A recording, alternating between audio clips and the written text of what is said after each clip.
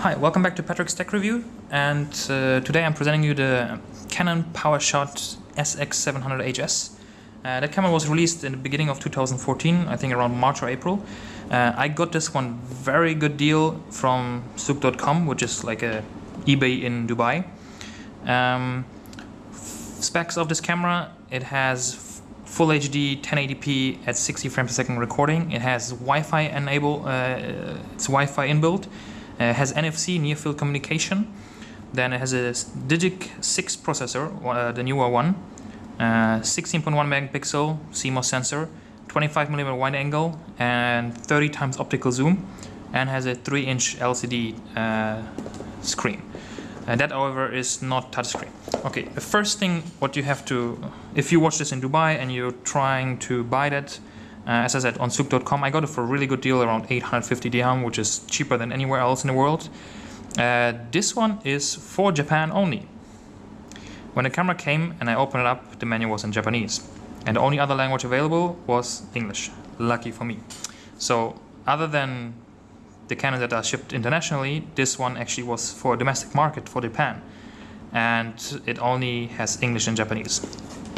Alright, so just open it up. We'll open it up and see what we have inside. So we have the instruction manual in Japanese, so which is useless for me. Then I guess that is some kind of warranty. You can call a number. Again, useless for me. Cover. Then, as you can see, actually, there's space for something here, which is empty, because this one, as it is for the Japanese market, it comes with this charger, the flip out, which is actually not bad because I have the adapter. You put the battery in and the charger. So I guess usually you would have a different adapter with a plug-in and then the cable, separate cable. But that's not an issue for me. Then we have the, I don't know how you call it, that little thing that goes through your hand, so you can basically hang it around your hand. We have the battery, and I have tested this one already over the last, well, today actually, and because I got it yesterday. Problem is, with this one, it has only a 1060 milliampere hour battery. As you can see, this thing is super tiny. Battery life is not good at all. But it's pretty much the same problem that they had with the 280X as well. Okay, so that is the camera. It is very compact. I'm just gonna show you my iPhone next to it. This is the iPhone 5S. So it's pretty much same length, I would say. Maybe thickness wise it is 1, 2, 3, 3.5, 4 times the thickness of the 5S. And what do you have here? So let me see if I can get this focused. I'm recording with a Canon G1X Mark I. So I'm sorry for the very slow focus. So here we have on the left side the pop-up flash. You have to put it back in manually. Then we have the zoom button, which is not a zoom button. This is basically the peaking function. So when you basically go inside, I'll show that in a moment. You zoom out, you press that button, it zooms back. You zoom in, you press that button, it zooms back out. You can find your object and then release it, and it basically zooms back in. Then we have the mode dial here. The playback, then this is for Wi-Fi. Wi-Fi works very well. You can download the app onto your device. I have an iPhone, so I show you on iPhone. The dial, display, menu button on top. As I said, we have the pop-up flash here. Let me just show it again. Here we go. I'm not quite sure if that will be something that will last very long if you use it a lot, but either way, I'm not usually using flash at all. For that I have my 650 with the 600 EX600. Then we have the on and off button, the shutter button, zoom rocker, the dedicated video recording button, and on the side we have the AV out digital and the HDMI. And here you can get that little cord through for your hand. On the bottom we have the screw to connect it to your tripod, and the battery and memory card slot. Problem right away is, you can see as these are on the bottom and the battery is very low, if you use a tripod, your battery runs out, you have to take it off the tripod, take the plate off, change the battery, and the same thing with the SD card. What is nice as well, it has this little grip here, which you can see here, so it does provide a little better grip, but you don't have anything for the thumb, so you just have to place it somewhere here. The good thing about it, and at the same time the bad thing, the dial actually is not very easy to turn, which is bad if you want to turn it, which is good if you just put your thumb here, because you're not gonna accidentally turn it. Alright, so battery's in, let me get a SD card, and I just show the menu quick. Okay, so I put the SD card inside. Good news is it runs 64 GB up to 64. I've tried, I do not have a 128 GB card, but 64 works well.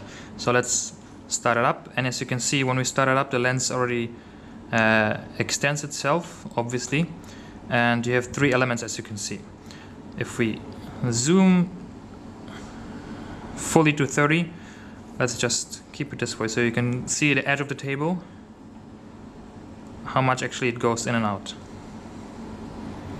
Okay, the function that I was telling you. Now let's go on this Manfrotto here. Sorry, I can't get too close because the camera will not focus. So if I do like that, and then you use this button here, let's say you're trying to follow something and you have lost it, it's out of your screen, you just hold that button, it zooms out, then you track it again, release it, and it goes back. So that's a really, really nice function. Now, Wi-Fi I'm gonna show you in a moment. Let me just go through the menu quickly. So what we have the frame, autofocus frame, so it's tracking, center of face. Let's keep it center. We have the AF frame size. What does this do? Let me just go different mode.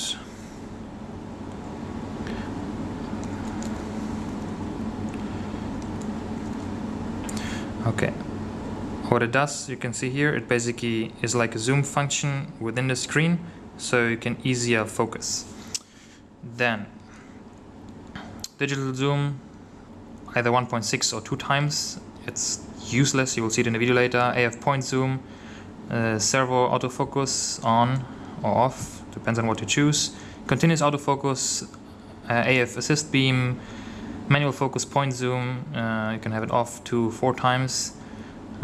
Safety manual focus, peaking, flash setting, contrast, wind filter, blink detection, grid lines. I always have the grid line to have the rule of thirds. IS setting, display area.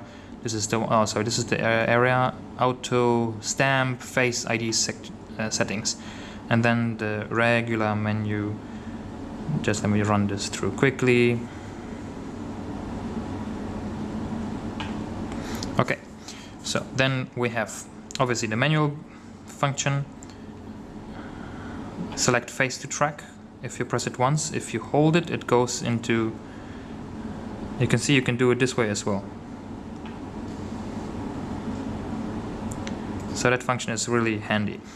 Then aperture priority, shutter speed priority, program, live control. That does like weird pictures.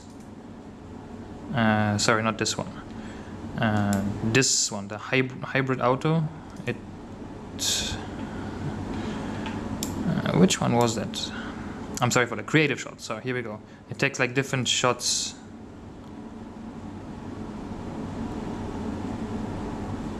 In one. So it takes several shots, and then you can decide which one you take. I wouldn't really use that function. Sports, continuous shoot. It's not very fast, so do not expect anything here. I think it takes 4 pictures, and then it's buffering, and it actually takes a really long time to buffer through. Best shot, portrait, smart shutter, high-speed burst. Here you see 4 high-speed imaged in full resolution. Handheld night scene, low light, snow, fireworks. Okay, next, miniature effect. So we have fisheye, miniature effect, and you can have it either horizontal. Yes, you can have it horizontal. You can move it up and down, and you can have it vertical as well. Then we have toy camera, soft focus, monochrome, black and white basically, super vivid, and poster. All these modes are pretty useless. I don't play with this stuff. And then we have standard recording. You have iframe movie and super slow motion. However, this is very limited quality. And as you can record in standard at 60 frames per second, so you can slow it down 2 times without losing any quality really, and have still 30 frames per second left. And then we are back to M. Okay, so that was a quick run through the PowerShot SX700 HS. I'm sorry if there were any issues with the focus on the camera, as I said. Now let me just put some test footage of the zoom. Just my conclusion of this camera: it is very pocketable, so obviously it's a travel zoom. It's not bad. Battery life is really limited, so you will need another 1, 2, 3 batteries, depends on how much you shoot. Compact size wise, it's nice. It really fits in any pocket, even in the back pocket. The grip is nice here. The peaking function is really good. I like that the flash, actually you can manually move it up and down, so it will not trigger if you have forgotten to turn it off. You have to be careful with the lens as well with this element here, because that's a bit fiddly, so you have to be careful with this. And screen is not bad. What I would have liked to see is touchscreen, because it makes it obviously much faster. I'm used from the EOS M touchscreen on the 650D. I have touchscreen. My iPhone has a touchscreen, obviously. So this just became kind of a standard today, and it's kind of missing. Picture quality, I have to say, is when you come from CMOS sensor, crop factor, or G1X, for example, I'm recording with. It is limited because it's a point shoot, so it has a 1/7 inch sensor, whatever the smallest one they have. I'm sorry, I don't have the specs now. So it's very limited, and it's only JPEG. It has no RAW. I always shoot in RAW, so this is just for fun, this camera. What else is missing? It has no tilting screen. As you can see, it's a fixed screen as well.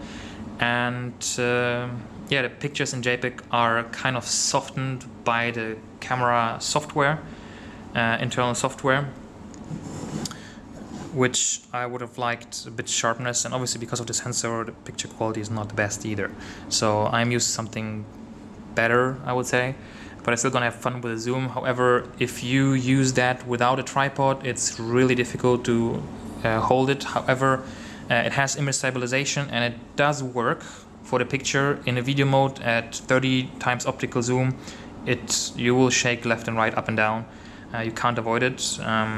Pictures you can do with it, videos will be difficult. However, if you're completely zoomed out, so basically without zooming at all, the image stabilization is actually really good. And on the camera itself, on the computer, on the iMac, when I watched it, the shakes are minimized a lot. Daylight, the pictures are great. In the night, obviously have the noise in it. Anything above ISO 200, 400 is pretty much grainy and noisy. But you will see the test footage now. So thank you very much for watching. Please subscribe, like, share, leave the comments below. If you want me to test something, I can do that as well and put the video up. And now just see the test footage I recorded here in Dubai from Dubai Marina and Burj Khalifa. Alright, cheers, bye.